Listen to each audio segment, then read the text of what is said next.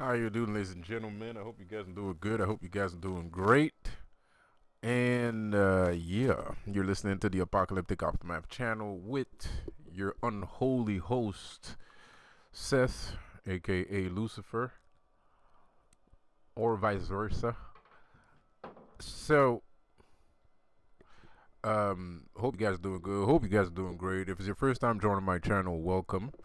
And over here, we create gods. Um, so, uh, Technomancy. Very interesting subject. I made a very good video about it. The video got corrupted. I don't know. I feel like it was Spirit that was trying to tell me something. Um, I don't know what exactly. So I'm gonna try and make this video interesting and not divulge too many secrets. So, Technomancy, man. To me, Technomancy, to a lot of people, Technomancy might be a little bit different. Um, to me, Technomancy is a parallel universe to reality, right? It's a parallel universe to reality, and I love it. And for the judgmental people, for people that think, oh, he's practicing Technomancy because he doesn't have to go out, that's not true. That's actually very not true. Technomancy is intrinsically connected to nature itself, because nature is a form of technology. And when you're a technomancer, you are capable of manipulating any form of technology. You have control over any form of technology, not just technology. So, technomancy does give you power over life also, which is kind of what I think Spirit is trying to make me understand recently, because I seem to have the same type of schism that everybody else has about technomancy. Whereas I believe that technomancy is only relatable to technological objects and not natural objects. But that's not true. It's actually connected to natural objects. So the art of technomancy, which is extremely difficult but extremely interesting at the same time, um, has a notion of, well, the thing about technomancy is, if a thing has life, well, as a technomancer, you have to figure out how, not how, but where the technology in that live thing is.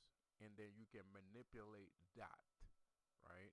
And you can transmute or transfigure said object depending on what it is that it is, and um, what part of it can you actually affect using technomancy. So, me technically speaking, not technically, why did I even say that? I don't know. No, why did I say technically? Anyway, so me personally, um, I am going to delve deeper into the dark side of technomancy. So I will try to incorporate demonology and technomancy together. I will try to incorporate the infernal realm and technomancy at the same time. Should be pretty fucking cool. I don't know what I'm gonna come up with, but it should be pretty fucking cool. So it's gonna be a long road. It's gonna be an arduous and long road. I think. I'm not sure, because the thing about technomancy, from what I can figure out, is you have to connect to things like a USB cable, right? Like, you have to connect to things, and connecting to things is not easy.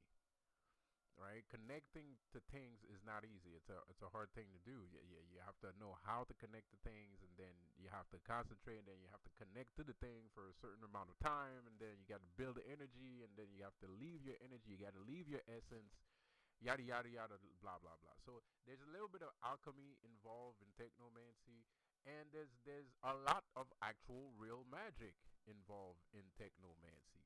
And I think in the coming future, in the near time that is passing, in the future, which is a very close future, because I think in the next couple of years, there's going to be more people talking about technomancy. There's going to be more and more people talking about technomancy. There might even be some books about legitimate technomancy with pentagrams and the whole 9 yards. Right now, I don't know if there is any.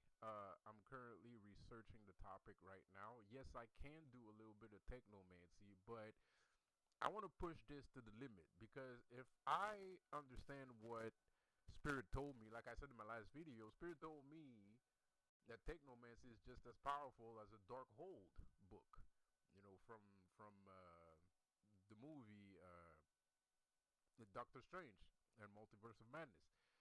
So if it's as powerful as that, then I definitely want to delve into technomancy, and I'm starting to understand. Like my brain is slowly um, absorbing the information. My brain is slowly accepting this information, right? And if you're wondering what is up with me and my chain here, this is a chain snatched somebody while I was in the shelter. Um, Somebody else got chain snatched by me. That's for all the people that keep talking shit about me and saying that I don't do nothing and blah blah blah. Well, somebody got chain snatched. This is spirit that gave it. This is not the actual chain from the person. I dismantled another uh, whorehouse or whatever the fuck they call that shit, like a fucking vampire nest.